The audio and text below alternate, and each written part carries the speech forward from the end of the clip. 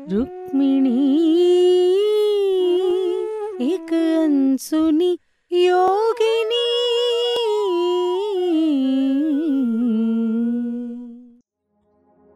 नमस्कार दोस्तों, पीएमसी हिंदी की ये श्रृंखला रुक्मिणी एक अनसुनी योगिनी में आपका बहुत बहुत स्वागत है। फ्रेंड्स, हम चर्चा कर रहे हैं दीना मरियम की बुक पर, जिसका नाम है Rukmini the turning of time. पिछले एपिसोड में हमने अंजलि की कहानी जानी कि कैसे वो माता के सानिध्य में आई और कैसे माता ने उसे सिखाया कि संसार के सभी कार्य करते हुए हमें अपने स्वरूप के प्रति कैसे अवेयर रहना है और उस साधना का कोई मूल्य नहीं है जो जीवन की चुनौतियों का हम अगर सामना नहीं कर सकते। और हमने रेवती की कहानी जानी, जैसे कि कैसे मालिनी ने उसकी देखभाल की। अब आगे रेवती के जाने के कुछ दिन बाद जो मालिनी है वो एक दिन सुमिति से मिलती है और उससे कहती है कि माता हम सबके पूर्व कर्मों के बारे में जानती है और हमारी आध्यात्मिक प्रगति में, हमारी आध्यात्मिक यात्रा में आगे बढ़ने में हम सबकी मदद कर रही है। और हर बार जो माता अपने कार्यों से मुझे अचंभित कर देती है। तो सुमिति उससे कहती है कि माता के जो मदद करने के तरीके हैं बहुत ही अद्भुत है। फिर वो उसे एक कहानी सुनाती है कि पिछले जन्म में माता जब जंगल में लवकुश को पाल रही थी तो एक हिरनी, एक छोटा बच्चा हिरनी का अपनी माँ से बिछुड़ जाता है और कुटिया में आ जाता है। बच्चे उसे देखकर बहुत खुश होते हैं, उसके साथ खेलते हैं। और वो जो हिरनी थी, छोटी हिरनी थी, बच्चा थी जो, वो सीता माँ के आगे पीछे ऐसे घूमती थी। 1 साल तक वो ऐसे सीता माँ के साथ रही जैसे वो ही उसकी माँ हो।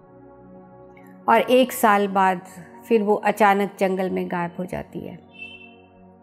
और कुछ समय बाद वही हिरनी अपने छोटे छोटे बच्चों के साथ माता से मिलने आती है। तो अब सुमिति कहती है कि अब मैं इस लाइफ टाइम की बात कर रही हूँ, जब मैं अभी शुरू में माता के पास आई थी। तो एक बहुत ही गरीब लड़की जो अपनी टीनेज में थी, जिसका नाम मिनाली था, वो एक दिन महल के द्वार पे आती है और द्वारपाल से कहती है कि मुझे अंदर जाना है, मुझे जो श्री कृष्ण की पत्नी रुक्मिणी देवी है उसकी सेवा करनी है उनकी मुझे। तो द्वारपाल नहीं जाने देता। तो वो लड़की वहीं डेरा जमा के बैठी रहती है और 4 दिन वो द्वार पे बैठी रहती है और ज़िद करती है कि मुझे अंदर जाना है। चौथे दिन माता अंजलि के साथ बैठी होती है कि वो अचानक से उठ खड़ी होती हैं और कहती हैं कि उसने मुझे ढूंढ लिया है। और फिर वो दौड़कर द्वार पर जाती हैं और अपने साथ जो मिनाली है उसे लेके महल में आ जाती हैं। अब जो मिनाली है माता की सभी जो व्यक्तिगत ज़रूरतें हैं उनका ध्यान रखती है और माता भी हर विषय पे उसकी राय पूछती है। तो मिनाली कहती है कि जैसा आप समझते हो, जैसा आप सोचते हो ठीक ही है। लेकिन माता कहती है नहीं, वो इससे सहमत नहीं होती कि नहीं तुम बताओ तुम्हारी इस विषय पर क्या राय है। जो मिनाली होती है एक बहुत ही सरल सी लड़की होती है, जिसका भी जो सेंस ऑफ सेल्फ है वो डेवलप नहीं हुआ होता। तो जो माता है इस तरह उसके जो तर्क संगत दिमाग को विकसित करने में उसकी मदद कर रही है कि जो उसका रैशनल थिंकिंग माइंड है वो डेवलप हो। तो फिर सुमिति कहती है कि बाद में मुझे पता चला ये वही हिरनी थी जो पिछले जन्म में सीता माँ के प्रति बहुत समर्पित थी और सीता माँ के प्रति भक्ति का जो भाव था उस कारण उन्होंने इसकी आत्मा की प्रगति को तेज करने में इसकी मदद की ताकि जल्दी से मानव शरीर में आ जाए। और अब इस जन्म में जो माता है, जो रुक्मिणी माता है, वो इसके तर्क संगत दिमाग को विकसित करने में इसकी मदद कर रही है ताकि ये मानव सीढ़ी में आगे बढ़ सके। तो फ्रेंड्स देखिए कितनी करुणा है माँ के अंदर। मालिनी कहती है कि इस कहानी ने मुझे अंदर तक छू लिया और मेरा जो हृदय है माँ के प्रति बहुत ही श्रद्धा से भर गया। अब ऐसी ही कहानियाँ वो रोज़ सुन रही है माँ के बारे में, समय बीत रहा है। अब उसे जो मालिनी है 12 साल हो चुके हैं क्वार्टर्स में रहते हुए। अब वो भी बहुत बेझिझक होके अंजलि और सुमिति से बात करती है। पहले वो अम्बा के थ्रू जो भी कहानियाँ उसे पता लगती थी, लेकिन अब वो सीधी बात कर लेती है। तो ऐसे एक दिन वो बगीचे में फूल लेने जा रही थी मंदिर के लिए, तो उसे सुमिति मिल जाती है। तो वो सुमिति से कहती है कि माता जो है समाज के लिए, द्वारका के लोगों के लिए कितना काम करती है, इससे ज़्यादा काम तो वो अदृश्य रूप से करती हैं। तो इस बात का तुम्हें कब एहसास हुआ? तुम तो इतनी देर से माता के साथ रह रही हो। तो क्योंकि मैं तो हर कहानी के माध्यम से जो भी कहानी मैं सुनती हूँ, मैं माता के नए स्वरूप के बारे में ही जान रही हूँ। तो सुमिति कहती है कि हम माता को नहीं जान सकते, हम उतना ही जान पाते हैं जितनी जानने की आज्ञा वो हमें देती हैं। तो फिर वो इसे मालिनी को परिजात वृक्ष की और नरकासुर राक्षस की कहानी सुनाती है।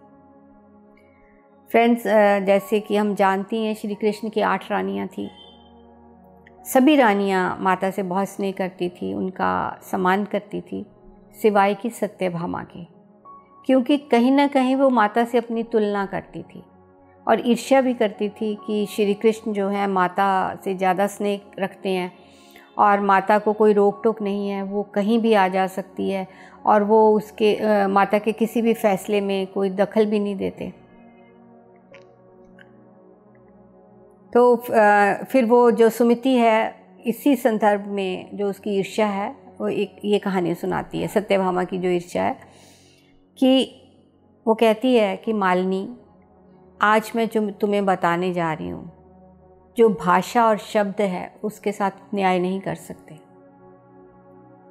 ये वो वास्तविकता है जिसे मन से समझा नहीं जा सकता। जब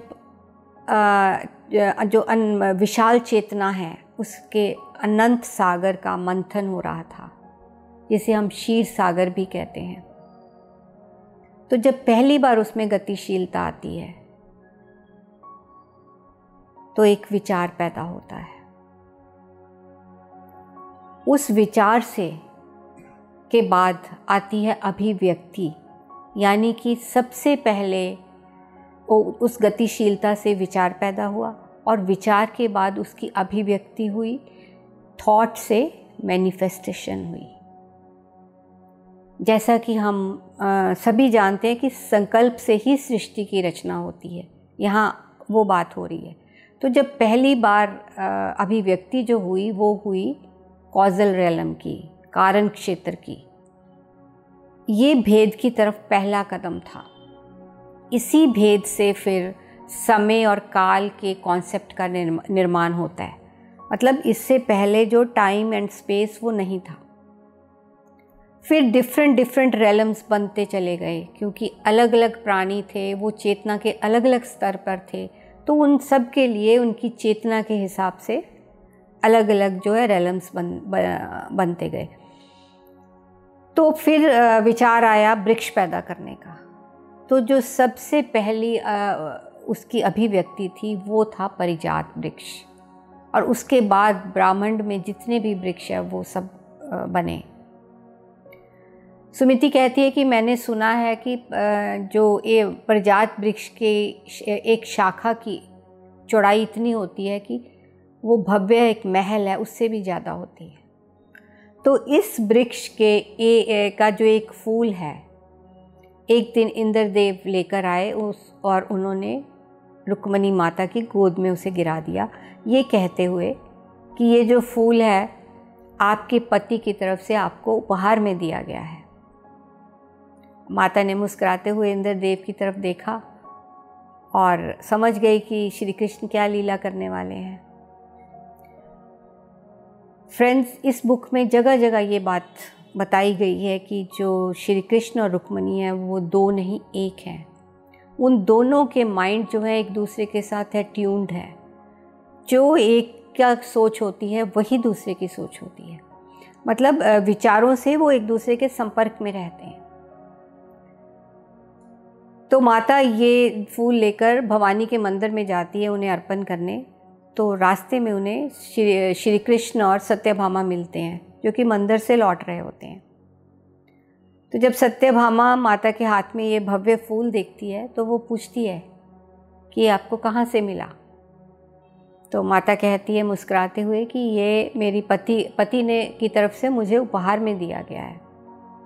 तो ये बात सत्यभामा को अच्छी नहीं लगती, उसमें ईर्ष्या पैदा हो जाती है। उसे लगता है कि जो श्री कृष्ण हैं वो रुक्मिणी की तरफ ज़्यादा ध्यान देते हैं, ज़्यादा स्नेह रखते हैं। तो वो कहती है कि जिस वृक्ष का ये फूल है मुझे वो पूरा का पूरा वृक्ष चाहिए ताकि मैं जो मेरा निजी गार्डन है वह उसमें उसे लगा सकूं। श्री कृष्ण बहुत धैर्यपूर्वक उसे समझाते हैं सत्यभामा को कि ये संभव नहीं है, इस वृक्ष को धरती पर नहीं लाया जा सकता, ये स्वर्गलोक का वृक्ष है। लेकिन वो अपनी ज़िद पर अड़ी रहती है कि मुझे तो ये पूरा वृक्ष ही चाहिए। तो श्री कृष्ण स्वर्गलोक जाकर उस वृक्ष की एक शाखा को लेकर आते हैं और उस शाखा से उस वृक्ष की प्रतिकृति बनाई जाती है। उस वृक्ष का एक रेप्लिका तैयार किया जाता है और उसे उसके सत्यभामा के पर्सनल गार्डन में लगा दिया जाता है। अब श्री कृष्ण की सभी रानियाँ आती हैं, उस वृक्ष को देखती हैं, उसकी प्रशंसा करती हैं, सिवाय माता के। और सत्यभामा माता को ही तो प्रभावित करना चाहती थी और माता ही आ नहीं रही। तो उसे बहुत ईर्ष्या होती है, क्रोध भी आता है, क्योंकि वो दिखाना चाहती थी कि तुम्हें तो एक फूल ही मिला है, मुझे पूरा का पूरा वृक्ष मिल गया है, जो कि इस पृथ्वी का पर ऐसा कोई वृक्ष नहीं है इस जैसा। तो अब आते हैं फ्रेंड्स नरकासुर की कहानी पर। ये जो परिजात वृक्ष का फूल की घटना है, ये जो सत्यभामा के अंदर ईर्ष्या है उसे नष्ट करने के लिए सारा जो एपिसोड है वो नियोजित किया गया था और ये इंद्र और श्री कृष्ण की प्लानिंग थी। तो नरकासुर एक राक्षस है जो एक तरह का भ्रम क्रिएट करके बहुत सी महिलाओं को, बहुत सी अप्सराओं को, गंधर्व महिलाओं को अपने राज्य में ले जाता था। और जो उसका राज्य था वो भी उसने भ्रम से ही क्रिएट किया होता है। और वो ऐसा भ्रम क्रिएट करता था कि सभी महिलाएं अपनी खुशी से अपना घर बार छोड़कर उसके पीछे चली जाती थी। और फिर वो कहता था कि मैं ही तुम्हारा पति हूँ, मैं ही तुम्हारा भगवान हूँ। और उसे एक वरदान मिला हुआ था कि उसका जो वध है सिर्फ उसके माँ के हाथों ही उसकी मृत्यु हो सकती है। तो उसने अपनी माँ का वो वध कर देता है ये सोचकर कि अब तो मैं अमर हो गया हूँ। इंद्र और श्री कृष्ण ये बात जानते हैं कि जो सत्यभामा है पूर्व जन्म में नरकासुर की माता है और उसके अंदर जो ईर्ष्या है सत्यभामा के, अगर वो उस पर विजय पा लेती है तो उसके अंदर ऐसी शक्ति आ जाएगी जिसका एहसास सत्यभामा को भी नहीं है। तो फिर वो नरकासुर का वध कर सकती है। तो ये इंद्रानी जो इंद्र की पत्नी है ये बात माता को बताती है और माता इंद्रानी का भेष धारण करके उस राक्षस के पास जाती है। तो राक्षस बहुत खुश होता है कि अब तो इंद्र की पत्नी भी मेरे पास आ गई है, मैं तो बहुत शक्तिशाली हूँ, और वो उसे रानी बनाना चाहता है अपनी। तो माता कहती है कि मैं तुम्हारी बात मानूंगी अगर तुम मेरे साथ झील में अकेले अपनी सेना के बिना मेरे साथ जाओगे। तो वो इसके लिए तैयार हो जाता है और माता उसे वहाँ लेके जाती है झील पे। इधर जब द्वारका में बहुत देर माता गायब रहती है तो एक अफवाह फैल जाती है कि किसी ईश्वरीय आकृति ने माता को कैद में कर लिया। जैसे सभी स्त्रियां ये समझती है, सत्यभामा भी यही समझती है और वो माता के लिए चिंतित हो जाती है, बेचैन हो जाती है। तो इसी से उसके अंदर एक बदलाव आ जाता है और उसकी जो ईर्ष्या है वो ख़त्म हो जाती है। तो श्री कृष्ण सत्यभामा को उस जगह पे लेके जाते हैं जहाँ नरकासुर को माता चील पे लेके गई होती है। तो माता उस स्टेज पे इस नरकासुर को लेके जाती है उसकी सेना से परे, जहाँ उसके गार्ड्स ना हो, ताकि जो सत्यभामा है उसका वध कर सके। और ऐसा ही होता है, सत्यभामा उसका वध कर देती है। फिर सत्यभामा को एहसास होता है कि असल में रुक्मणी और जो श्री कृष्ण है वो दो नहीं एक हैं। उसे श्री कृष्ण के वास्तविक उनका स्वरूप है उसके बारे में पता चलता है कि वो नारायण हैं, वो साधारण गृहस्थी नहीं है और वो सभी से एक जैसा ही प्रेम करते हैं, क्योंकि वो सभी में उस परम आत्मा का ही अंश देखते हैं। इसलिए ऐसा नहीं कि वो रुक्मणी के साथ ज़्यादा प्रेम करते हैं, वो सभी के साथ वैसा ही प्रेम करते हैं। तो ये एहसास फिर सत्यभामा को होता है। अब मालिनी का जो बेटा है वो 12 साल का हो चुका है वो भी, और अब अपनी माँ से तरह तरह के प्रश्न पूछता है कि मेरे पिताजी कौन थे, माँ के परिवार के बारे में, पिता के परिवार के बारे में। और मालिनी के पास इन बातों का कोई उत्तर नहीं होता। और काशनी को लेकर भी दोनों माँ बेटे में तनाव है, क्योंकि वो चिंतित हो जाती है जब वो कहता है मैं काशनी से ही विवाह करूँगा, कि उसे ये वो जानती है कि जो वो क्षत्रिय है और हम शूद्र हैं, और उसका जो पिता है वो बहुत ही निष्ठुर है, दुष्ट है, कभी इस रिश्ते के लिए वो राज़ी नहीं होगा, और आर्थिक रूप से भी वो ज़्यादा वेल ऑफ है। तो वो डरती है कि जो घटना उद्धव के साथ हुई वो कहीं ईशान के साथ ना हो जाए। तो ऐसे ही माता जब क्वार्टर्स में आती है, जैसा कि हम जानते ही हैं कि क्वार्टर्स में रहने वाली सभी महिलाओं के मन में क्या चल रहा है, क्या प्रश्न है, क्या उन्हें चिंता है, वो सब वो जानती है। और वैसे ही प्रश्न वो करती हैं आके। वो कहती हैं कि ईशान को अब बड़ा हो गया है, उसे अब हम इंद्रप्रस्थ भेजेंगे, क्योंकि वहाँ पे जो सुभद्रा है वो पूरी तरह सेटल हो चुकी है, और अब इसे एक प्रॉपर ट्रेनिंग चाहिए एक पुरुष नर्तक के द्वारा।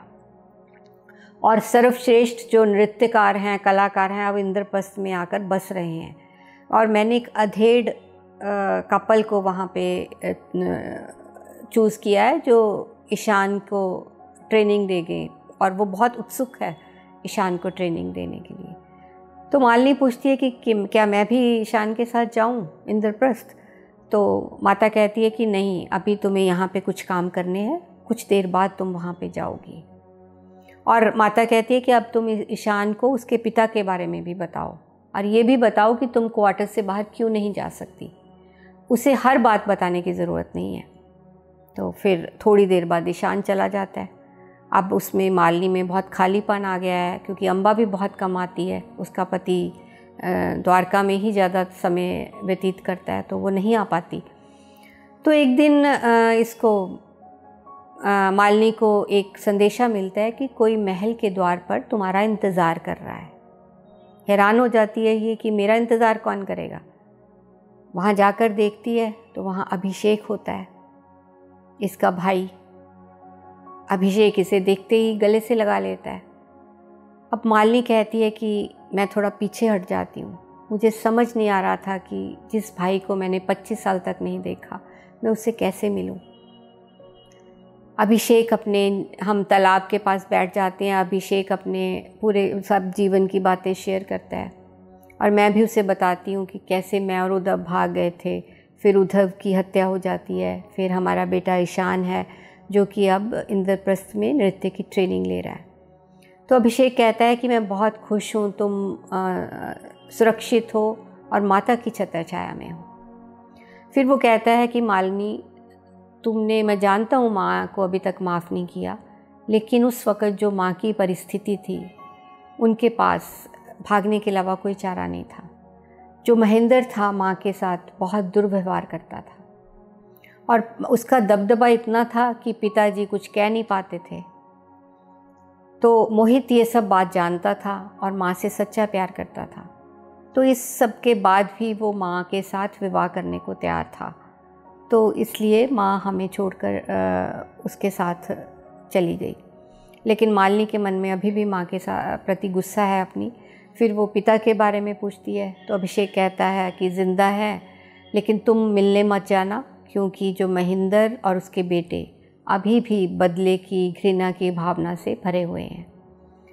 फिर अभिषेक उसे कहता है कि मैंने तुम्हें बहुत जगह ढूंढा द्वारका में, एक दिन मैंने तुम्हें महल के पूर्वी द्वार पर देखा था। फ्रेंड्स, जहाँ पे ये श्री कृष्ण को देखने गई थी, पिछले एपिसोड में हमने जाना था इस बात को, और फिर वहाँ पे कृष्ण तो चले गए थे, अर्जुन को ये देखती है, वहाँ पे अभिषेक में इसे देखता है, मालिनी को। तो फिर वो कहता है कि एक रात मेरी पत्नी को ये स्वप्न आता है कि जो तुम्हारे भाई को, तुम्हारे पति को उसकी बहन वुमेन क्वार्टर में मिलेगी। जो मेनका है वो कभी माता से मिली नहीं है, लेकिन वो माता की बहुत बड़ी भक्त है, माता पर बहुत विश्वास करती है और माता के प्रति बहुत समर्पित है। तो फिर वो कहता है कि मैं माता की आज्ञा से सुमिति ने मिलने दिया है।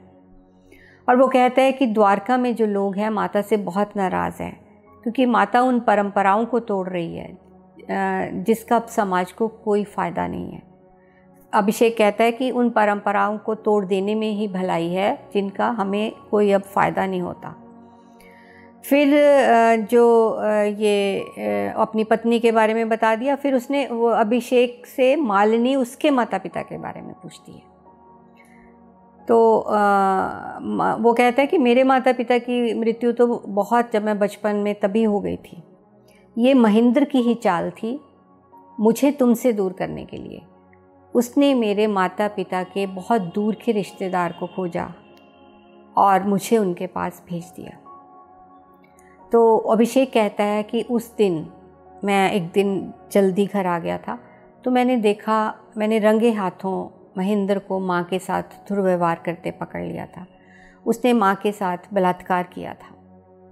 उस रात पिताजी के सोने के बाद माँ मेरे आगे बहुत रोई और उसने कहा कि मोहित मुझे ऐसे जीवन से दूर लेकर जा रहा है। मालिनी कहती है कि जो नफ़रत मेरे अंदर महेंद्र के प्रति थी वो एक बार फिर से ताज़ा हो गई, और मैं इतने सालों यही सोचती रही कि मेरी माँ ने मोहित के लिए हमें छोड़ दिया है। तो अभिषेक कहता है कि मालिनी एक दिन हम माँ को ज़रूर ढूंढ लेंगे, और फिर वो उसे अपने साथ घर चलने को कहता है। तो मालिनी कहती है कि जब माता कहेगी तो मैं तुम्हारे साथ ज़रूर चलूँगी। अब उसके जाने के कुछ हफ्तों बाद जो सुमिति है वो मालिनी को कहती है कि तुम अपने पिता से मिलकर आओ, माता ने इसकी पूरी व्यवस्था कर दी है। मालिनी बहुत हैरान होती है, लेकिन सुमिति कहती है तुम घबराओ नहीं, तुम पूरी तरह सुरक्षित रहोगी, माता ने इस बात की पूरी व्यवस्था की है और तुम्हें आज रात को ही निकलना है। और फिर वो हंसते हुए कहती है कि माता किसी को ज़्यादा समय नहीं देती। अब मालिनी सोच रही है कि पिता से मिलने जा रही हूँ तो मैं उनके लिए क्या लेकर जाऊँ। फिर उसे याद आता है कि मेरे पिता को मेरे हाथ का बना हुआ भोजन बहुत पसंद है, तो वो रसोई घर में भोजन बनाने चली जाती हैं और सुमिति भोजन बनाने में उसकी मदद करती है और वो भोजन लेकर फिर द्वार पर आ जाती है। और फ्रेंड्स, वो इतनी अपने विचारों में ही उलझी होती है कि उसने देखा कि रथ खड़ा है, रथ पे सारथी ने उसे मदद की चढ़ाने में रथ पे, लेकिन वो उसकी तरफ ध्यान नहीं देती। हाँ, उसकी प्रेजेंस में उसे बहुत सुकून और शांति का अनुभव हुआ और जो उसके अंदर भावनात्मक उथल पुथल चल रही थी वो ख़त्म हो गई। तो फ्रेंड्स, अगले एपिसोड में हम जानेंगे जो मालिनी ने अपने पिता के साथ भेंट की और साथ ही साथ उस संस्कार के बारे में जिससे उभरने में माता ने मालिनी की सहायता की, और वो क्योंकि उस संस्कार के कारण जो मालिनी है वो आध्यात्मिक अपनी यात्रा में आगे नहीं बढ़ रही थी, क्योंकि जो हमारे संस्कार होते हैं वो हमारे व्यवहार हमारे संस्कार के कारण ही होता है। तो फ्रेंड्स, आज के एपिसोड में इतना ही। अगले एपिसोड में फिर मिलेंगे, तब तक के लिए आप सभी का बहुत बहुत शुक्रिया।